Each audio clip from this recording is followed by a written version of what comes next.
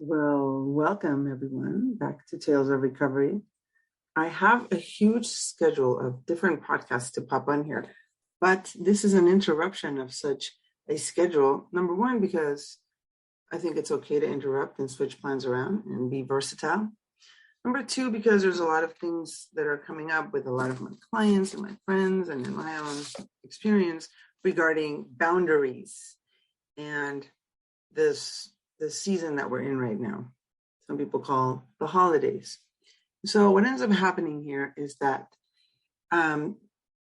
there's this mindset of the things that should be completed, done, and the to-do list, and who and where you go, and who and what, and who and where you say no.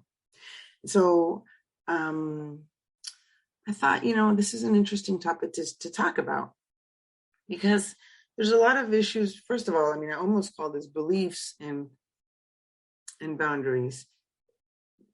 And it doesn't really matter whether or not you're still in a particular religion that believes that the little Lord baby Jesus was born on the 24th, or if you have the awareness that that's just a myth, that it was, stolen from many, many other cultures prior to that, and that he wasn't even really born on that day. This is just like the winter solstice time, and there's lots of other different pagan celebrations going on. And well, it was very convenient, right? And honestly, a lot of other religions have similar dates of their similar celebrations, which is interesting to me. I figure, well, I guess it is kind of a winter thing, right? At the end of the year, you've worked really hard. It's really cold, so most of the people are inside. You've harvested your summer and fall's, whatever your harvest is, whether it be vegetables or hard work, or you completed a specific task, and now it's time to be inside cozy and with great gratitude realize what the seasons bring you and how you can maybe hold your family and those dear to you close and warm and in celebration. So anyway, all of a sudden, everyone now is in this holiday mood because it has been for so many, many, many years, whether or not you believe in Santa anymore,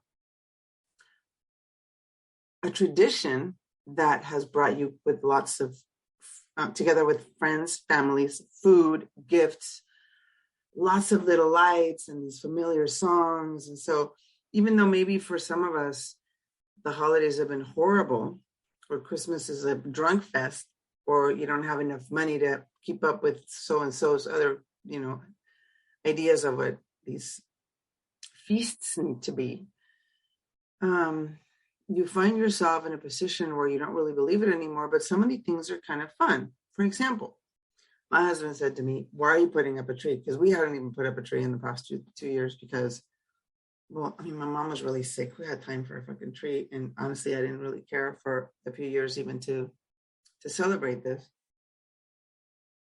at my house. My house has always been a party celebration place, but for the past 2 years, it was not. This year, I thought, we're going all out.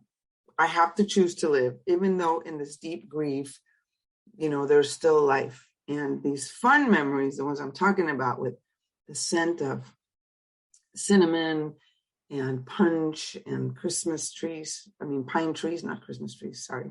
Pine trees and family coming over and get-togethers is really, it's a beautiful memory. And I want to continue to do that and continue to make my home a place of gathering and experiences of coziness and togetherness. That's the good side that I'm trying to now cultivate and now harvest at the end of the year. This has been a year for many of us of cultivating calm and peace and meditation and trying really, really hard to stay focused in the central nervous system in a parasympathetic mode, which means calm. So you're not taken away by all the freakiness that's happening in the world and these hard energetic patterns that are coming in and out. And the harvest for me is that I get to choose what I put in my house for decorations, who I invite, and what I decide to cook, and the new memories and experiences that I want to create for me, my family, and my loved ones. When Julio was like, "Why are you putting a tree?" I said, "Look, the tree has nothing to do with this fake baby Jesus thing. It's a pagan tradition way from before that. What I'm not setting up, which I haven't in the past 8-7 years, is the little, nacimiento with the little pretend figurines that are coming in, and you're saying hey to this little new baby and da da da. We're not doing that. We do have a silly little elf that comes in, and it's just funny because my teenagers hate him. My dad makes fun of it, but everyone's always kind of figuring out where the little elf came or where it's going to be every day or every morning. Sometimes it hangs itself and it hides in different places. And that's just a funny thing for me to keep as a tradition and as a play. I do that to play because we do have to remember to play. And the reason really behind this little video, this little talk, is that I know these traditions or these seasons are very, very hard for a lot of people. And so hard, in fact, that Sarah and I decided not to even host Death Cafe, which is a circle of grief and honoring for those who have died and ancestral ritual that we hold every month at Reunify Yoga, for people to come and gather and process grief and talk about their fears and honor those who have died. And a lot of people have died this year. I mean, people die all the time, but that's a space where we can come to do that. And Sarah's dad passed away this year in March. My mom last year in January. So, even that is like a little bit intense. I'm 2 years out and it comes and goes, but I could understand if you just lost someone and then here comes these gatherings and you don't have that person there or those people there. So there's that intensity, that sorrow, that hole in your heart for that persons. Maybe it was your puppy. And also the fact that, so that's why we didn't do Death Cafe this year, this month. We're going to host it in January. So coming January 8th, if you're local in San Diego, around the area, and you want to come, we're holding like a huge one to support all of us that have lost members, dear close members of our family or friends during this year, during this season, and are having a hard time, especially now because there's like more events like New Year's Eve and all these other different things that maybe you never really saw them or that's really where you saw them. So a lot of our family members, you don't really see them unless it's these holiday parties where, people at work you don't hang out with, but here you go to the holiday party. And I usually have a podcast about this during these times because it's interesting how we don't honor what our body wants. And yes, there's time for sacrifice and time to be polite, but it's important that to me and to everybody that I work with and all of my trauma-informed, yoga classes and a lot of people that I come up that I have conversations with, we're forgetting to honor what our body is craving and what our body is resisting. So if you're going to go to your family's gathering and everybody's going to get drunk and you don't like to drink, but when you get there, they tease you about it. No, mommies, come on, just have one, ha, ha, ha. Don't be such a prude. Or I get a lot of like, what do you mean you're not eating gluten? It's just a little bit. And at first it's like, well, here I'm going to show up with my own gluten-free food because it's not because I'm being a bitch. It's just because, let me tell you what happens when I eat gluten. I don't feel well for about a month and I have to restart my whole autoimmune program. So it's not important to you, clearly, and that's okay. I don't need you to cater to my life, but I also don't need to come to your party. And if I do bring my own food, then that's just on me. Or have your own, I'll have my own parties, right? And make my own food. But the point is that it's like, I guess it's like a permission. Like we can give ourselves permission to say no. No, thank you. I'm not going this year. Because it's a healthy boundary for me. And boundaries have different levels. And some boundaries are not forever. Like, you may not want to see your neighbor right now because, they were assholes and did something horrible to your fence, or I don't know, poisoned your dog or whatever. But you don't know what's going to happen in the next 2-3 years. Maybe they had a change of heart, or you have an encounter where they actually, you had some type of experience or relationship change. And now you're like, you know what? It's been so many years. Now I can hang out with you again. And I'm just going to let bygones be bygones, let it go. And that's a possibility. So in the permission that we can give ourselves to have boundaries and not go to some places, we can also realize, oh, it's only temporary. That doesn't mean that I'm not going to maybe hang out with these people in 5 or 10 months or 10 years, or maybe never. But there's also, the possibility that you might fear that if you don't go, or you don't invite XYZ, that you're going to be left out of such group, family, or like I like to call it sometimes, cult. And that's an interesting part where you can pause and listen to your body and realize this. Why am I going to put up with this? If I don't want to go, but I'm afraid that they might not invite me later, this fear of missing out. Fear of missing out from what? I'll tell you, I have, 2 or 3 big family groups that I never really see. And they're really nice. I don't like to go because everyone really I don't have proximity with them. Everybody drinks a lot and I don't like to drink. And the conversations are not very profound and they're funny and great, but I don't really want to go. So I left that group chat a while back, and one of my family members decided it was really funny to add me back onto the group chat. And I said, please don't do that. It's just going to be really dumb for me to then leave again and go back again. And come on, we're 50 years old. We don't need that bullshit. Well, they thought it was really funny to just go ahead and add me. Even though I begged and told them, I didn't beg, but I said 2 or 3 times, don't do it, don't do it. Ha, ha, ha, ha. Puts me on the thing. And I get it because I have another group chat with other family members that live in Mexico City where one of the cousins left the chat. Why? I'm sure she had her reasons. I don't see that family that often either. Maybe once a year during the season because it's like an obligation or some shit. And so when she left, everyone gave her a hard time. Everyone was laughing and they kept adding her back on. I'm just noticing these things thinking, well, nobody really gives a fuck about other people's boundaries. And sometimes you want to be insisted on to come on. Maybe you want it, maybe somebody feels like that's how you're going to feel wanted or more comfortable. But really, people, we need to start listening to no. No means no. Especially after the 3rd time. And the way that you can look at this is, whatever, I'm just another group chat, I'll just silence it, right? I'm never going to check.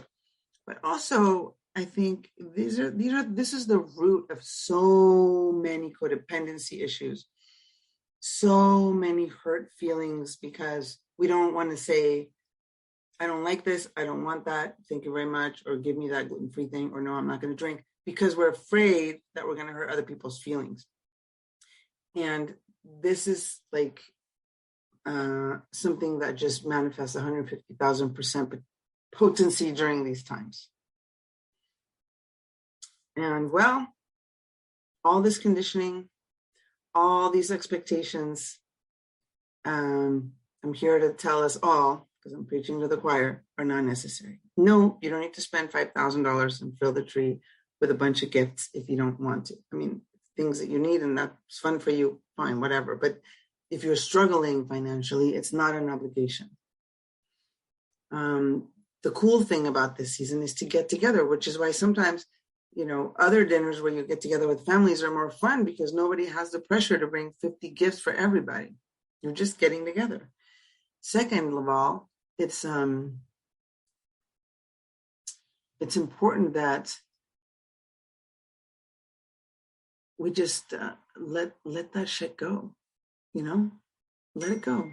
Let it go. I don't care what people think. I don't care If I'm not being a rude person, if you're not being rude and horrible, if so-and-so gets a little feelings hurt, well, they need to go to yoga and therapy.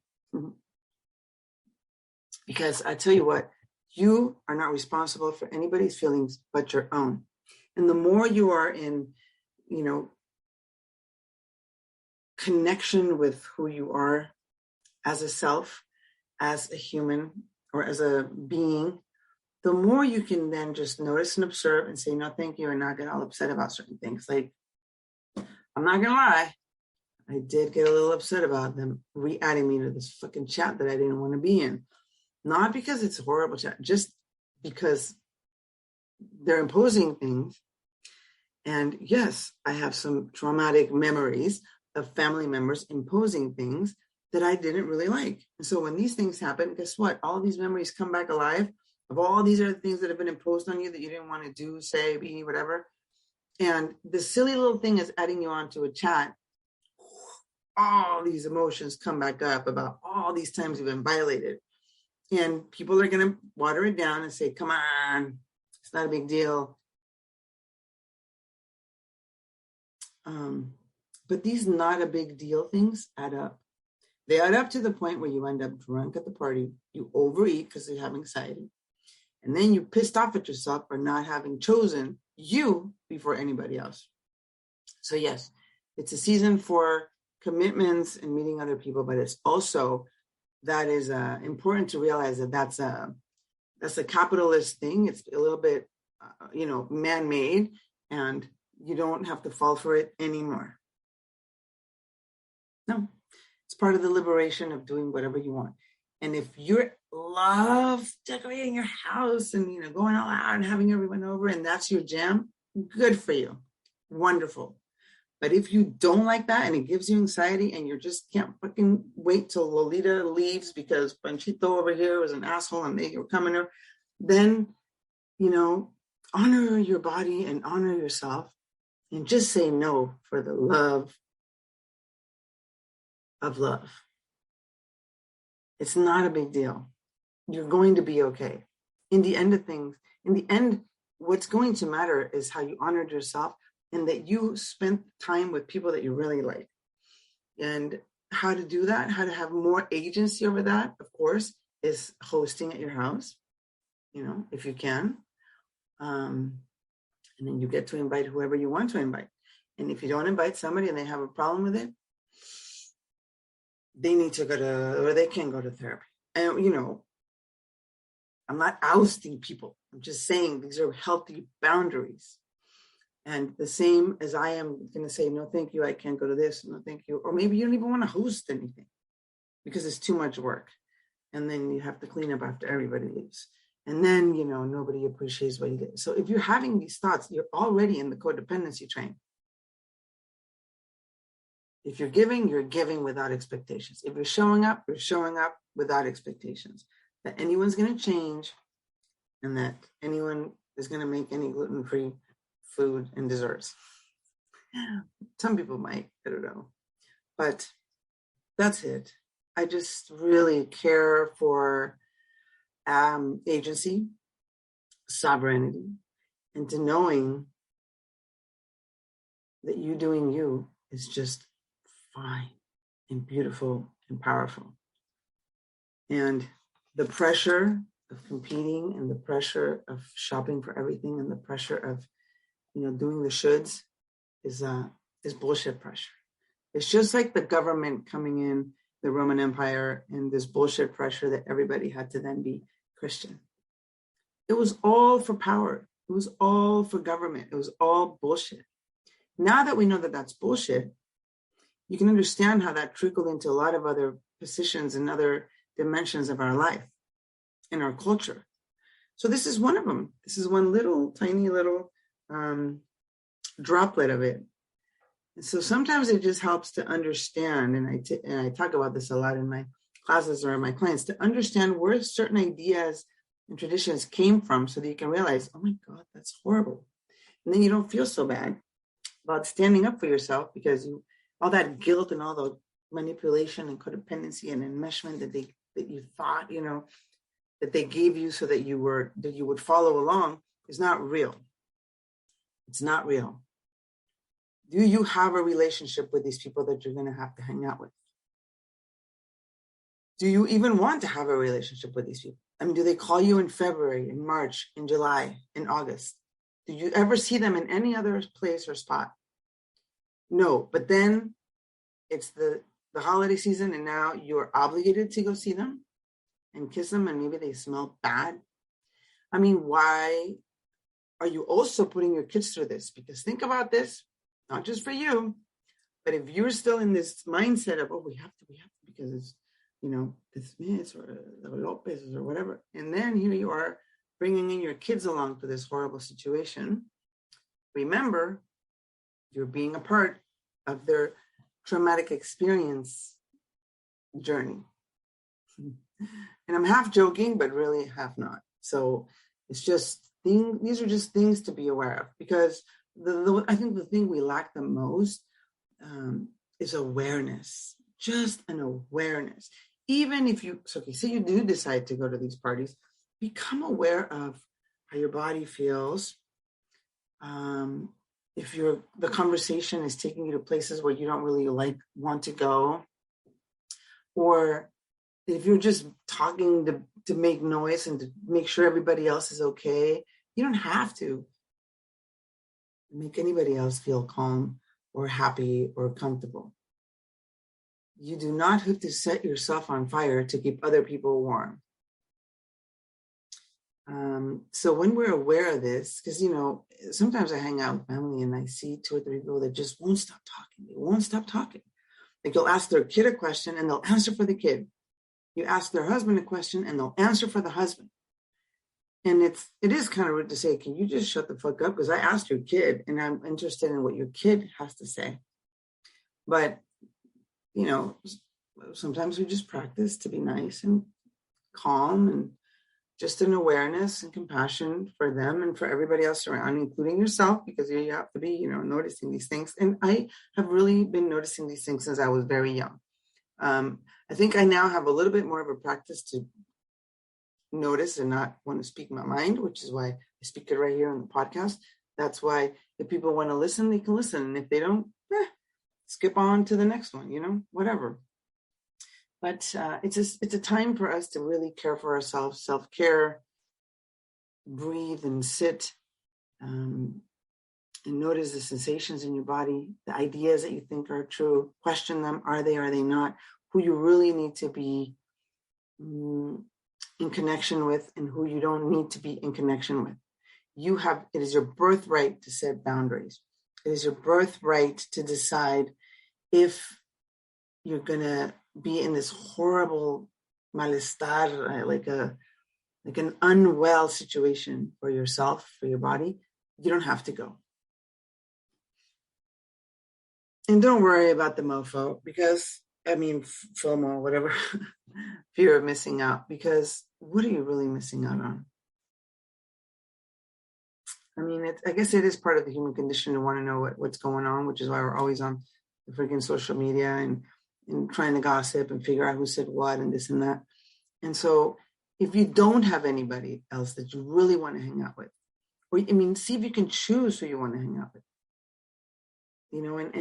and meet up with those people. It doesn't have to be a whole huge group. It could be 1 or 2 or 3 people. And if you don't have anybody, I'll tell you what my mom used to say. You don't have anybody, then you call me, okay? You call me, okay? My mom would say. So I leave you with that. You do not need to set yourself on fire to make other people warm. It's a man-made situation that we're going through right now.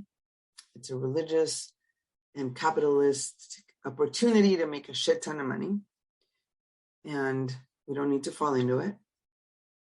The other part, the part that has been bound into our memories, which is the sense of spices and cinnamon and good food and gathering with family and the music that we were used to hearing with little lights since we were 5 years old, and here comes Santa and all that stuff. And if that gives us some type of comfort, then we can welcome that.